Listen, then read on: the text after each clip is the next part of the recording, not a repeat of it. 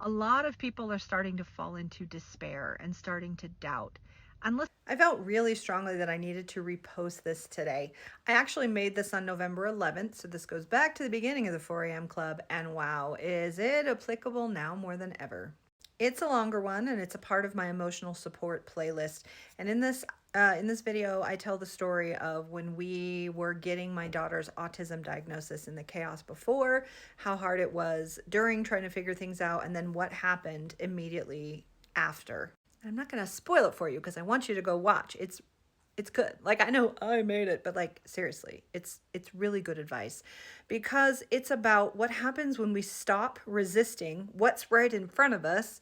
We surrender to what is presenting so that we can learn another way.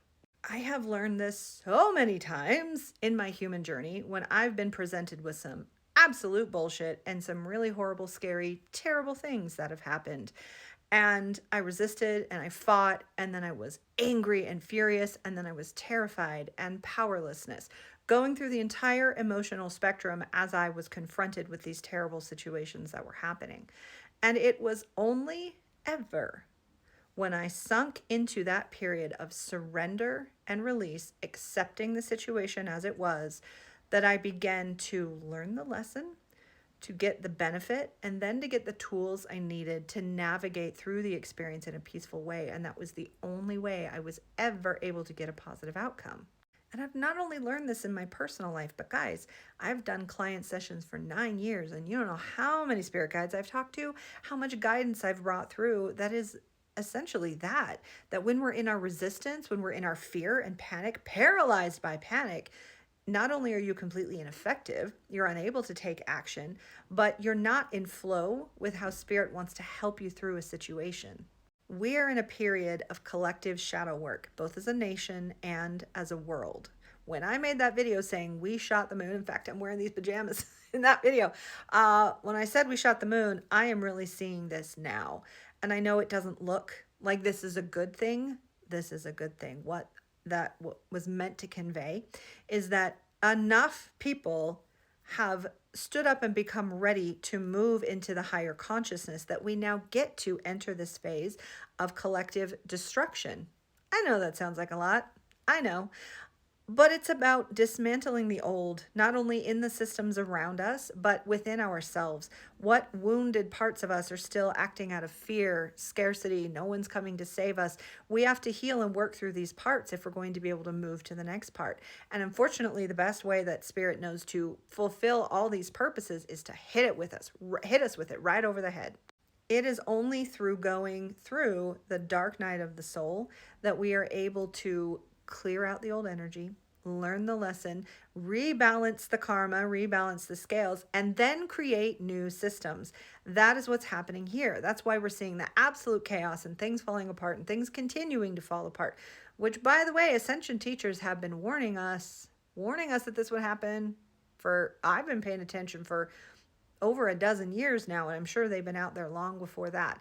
They've been telling us this period would come, and now here we are. This is not a surprise to anyone who's been in the spiritual community and in ascension communities.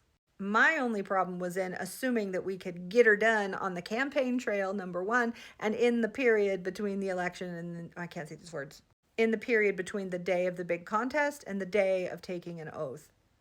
Optimistically, I thought that surely that was enough, but no. Now, the really exciting thing, seriously, it's exciting. The really exciting thing about the worldwide destruction is what that's telling us is that enough people truly are making the cut. We really are, or we wouldn't be put through this at such a global mass scale.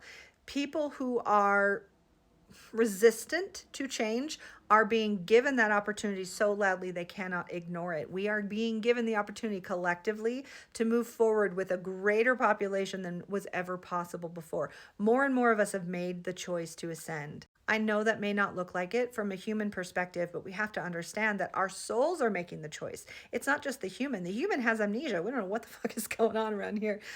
The soul is making the choice. And so that soul, along with the higher self, spirit team, with, the guardians of the earth, all all the different beings who are helping in the ascension process. They're working this out together to give people individually and collectively the opportunity to work through the collective and individual shadows so we can heal it and move on. So go back and watch the video that I stitched. It's a great story talking from a practical perspective how I worked through one of these dark nights of the soul. And it was not a night. This went on for, I can't tell you, years, maybe. The real crisis was for maybe 5 or 6 months. But the process of years of having the struggle, going through the crisis, and then coming out to resolution. But the beautiful thing is, the second that I snapped into acceptance, things got instantly better. I'm telling you, months of chaos and suffering, instantly better. So this is my piece of practical human advice to you and sharing my personal story. And then I'm going to do another video. I keep saying I'm going to do this video. Today's the day, I promise. Well, I can't promise. I'm going to try to do the video where I share the channeling that I first received in 2017 that talked about the time period leading up to where we are now and where we're at right now. And that will give us the spiritual perspective about this emotional transmutation, this collective shadow work, what it's for, how to get through it, and what the opportunity is in it. So sit tight.